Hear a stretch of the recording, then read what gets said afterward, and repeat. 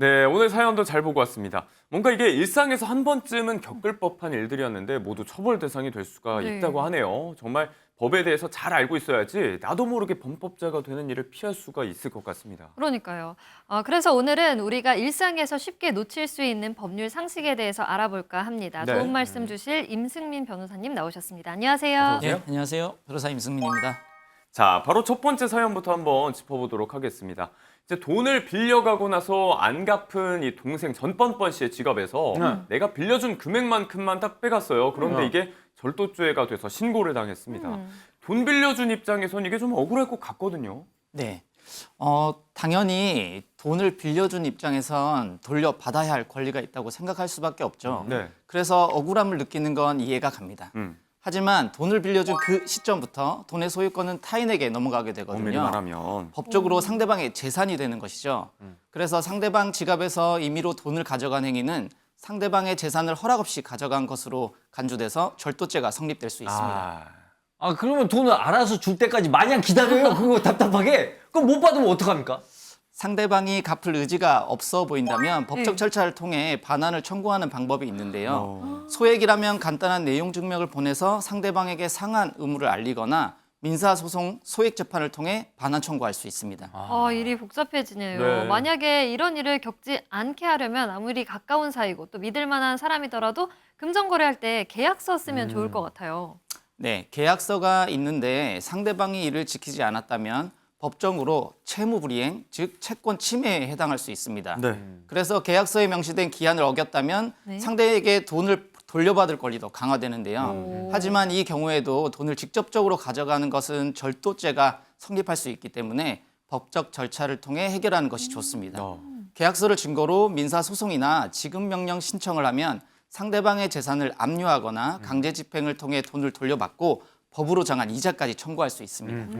네, 그리고 또 같은 사연에서 이제 공갈죄도 성립될 수 있다고 말씀을 그러니까요. 하셨는데 영상 속에서는 뭐 때렸다든지 뭐 욕을 했다든지 이런 상황은 없었거든요. 이 경우에도 문제가 될 수 있는 건가요?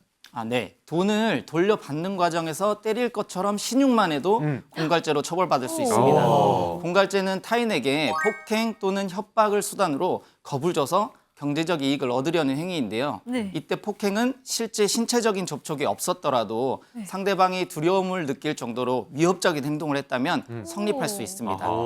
즉 때리는 신용이 상대방에게 실제 폭행을 당할지도 모른다는 두려움을 유발했다면 네. 그 자체로도 협박 행위로 인정될 수 있는 것이죠. 그렇군요. 그리고 만약 이런 행동을 통해 상대방으로부터 금전이나 재산상 이득을 얻으려고 했다면 공갈죄가 인정될 가능성이 높습니다. 네. 바로 다음 사연 살펴보겠습니다. 남이 버린 쓰레기를 주워가는 게 절도죄에 해당할 수 있다. 이건 몰랐던 분들 참 많으실 것 같은데요. 실제로 처벌받은 사례가 있나요? 네. 허가받지 않은 민간인이 한 아파트에서 배출된 폐지와 플라스틱을 가져갔다가 네. 수거업체의 수익을 침해한 것으로 인정된 판례가 있고요. 네. 길거리에 버려진 폐지를 줍는 행위가 지자체나 재활용 업체의 수익을 침해한 것으로 법적 처벌을 받은 사례도 있습니다. 이외에도 쓰레기통 앞에 놓인 비닐봉지를 주워갔다가 벌금형을 선고받은 사례도 있는데요. 일상에선 단순한 쓰레기 줍기로 볼 수 있는 행위가 법적으로는 소유권 침해와 재산상에 대한 절도로 해석될 수 있는 것입니다. 그럼 간혹 이사 갈 때 뭐 책이라든가 가구 같은 거 두고 가는 경우가 있잖아요. 버리고 가는 거. 네. 그거 이렇게 가져가면 낭패를 볼 수 있겠네요. 네, 맞습니다. 만약에 그럼 그런 것들을 좀 주었다가 이게 문제가 될 수 있겠다 싶어서 다시 자리에 갖다 놓으면 이건 괜찮은 걸까요? 그런데 안타깝게도 주워갔던 물건을 다시 돌려놔도 범죄는 이미 성립한 상태이기 때문에 아이고. 없던 일이 될 수는 없습니다. 다만 사회상규에 어긋나지 않을 때, 예를 들면 작은 물건 하나를 재활용할 목적으로 가져갔다고 하면 처벌하지 않는 경우도 있는데요. 네. 하지만 처벌한 사례 역시 많기 때문에 그래요? 법에 대해 잘 알고 있는 게 중요할 것 같습니다. 그렇네요. 근데 법이 정말 까다로운 것 같아요. 그럼 와이파이 있잖아요. 와이파이 그것도 옆집 이렇게 와이파이. 이렇게 옆집게 딱 잡혀갖고 그걸 딱 쓰면은 그것도 오. 문제가 될 수 있는 거예요? 그러니까요. 은근히 많은 분들이 궁금해하시는 내용인데요. 밖에서든 집에서든 암호가 설정되지 않은 와이파이를 발견하면 사용하는 분들이 종종 있는데 이는 불법적인 행동입니다. 네. 타인의 인터넷을 허락 없이 사용하는 건 정보통신망법 위반에 해당할 수 있거든요. 네. 엄밀히 말하면 절도와 비슷한 개념인 것이죠. 저도 궁금한 게 하나 있어요. 이게 남의 주차 공간에 간혹 무단으로 주차하시는 분들 계시죠. 그쵸. 이게 한두 번이면 이해하고 넘어갈 수 있는데 반복이 되다가 갈등까지 번지는 아. 경우가 있었습니다. 이런 문제도 법적으로 해결 가능할까요? 네, 무단으로 다른 사람의 주차 공간을 사용하는 건 엄연한 불법입니다. 이 경우 주차 공간 소유자는 손해배상이나 부당이득 반환 청구를 할 수 있는데요. 예. 이는 쉽게 말해 자리를 사용한 만큼 주차비를 청구할 수 있다는 뜻입니다. 예. 그리고 만약 무단 주차가 반복되거나 고의성이 있는 경우 형법상 건조물 침입죄가 성립할 수도 있습니다. 아, 우리 변호사님이 너무 좀 빡빡하신 것 같은데. 아, 저 잠깐만 세워놓는 거 안 됩니까? 잠깐만.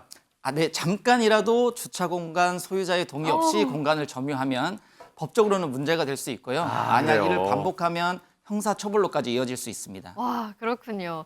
이 외에도 일상에서 알아두면 좋을 법률 상식 같은 게 어떤 게 또 있을까요? 네, 이번엔 제가 역으로 질문을 오, 드려보겠습니다. 네네. 그래요?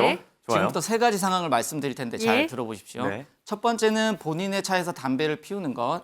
두 번째는 길거리에서 전단지를 돌리는 것. 네. 세 번째는 직접 만든 디퓨저를 선물하는 것. 아하. 이 중에 어떤 게 법을 어긴 행위일까요? 세 가지 삼 중에. 번, 3번. 길에다가 그 전단지 뿌리는 거 이거 불법이잖아요. 그러니까 나 직접적으로 나눠주는 거 이것도 불법 같은데요. 저도 뭐 차 안에서 자기 차인데 담배 못 맞아, 피게 맞아요. 강제할 수도 없을 것 같고. 그러니까. 뭐 디퓨저도 뭐 가져다가 파는 거 아니면 문제 안 되지 않을까요? 네, 놀랍게도 세 가지 모두 제가 낼 수 있습니다. 가지 다요? 먼저 차에서 담배를 피우는 것. 이 경우 성인들만 있으면 괜찮지만 미성년자가 동승에 있다면 얘기가 달라지는데요.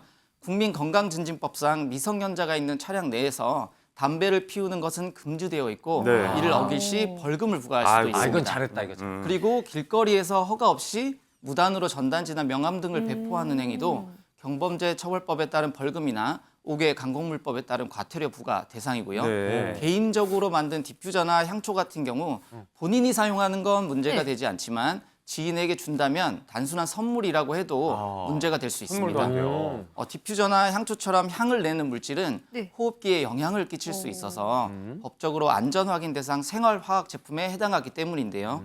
이 경우 안전기준에 적합한지 시험 기간에 승인을 받지 않으면 판매는 물론 증여도 불가하고요. 네. 위반 시 7년 이하의 징역 또는 7천만 원 이하의 벌금에 처해질 수 있습니다. 자, 우리가 이렇게 일상에서 무심코 하는 행동들이 다양한 법적 문제로도 이어질 수 있다는 게 참 놀랍습니다. 네네. 법이 참 우리 일상과 때려야 될 수 없는 중요한 부분이라는 거 다시 한번 깨닫게 되는 시간이었습니다. 네, 일상적으로는 별 문제가 없어 보이는 행동도 죄가 될 수 있다는 사실 꼭 기억해 두겠습니다. 네. 오늘도 도움 말씀 주신 임승민 변호사님 감사합니다. 고맙습니다. 네, 감사합니다.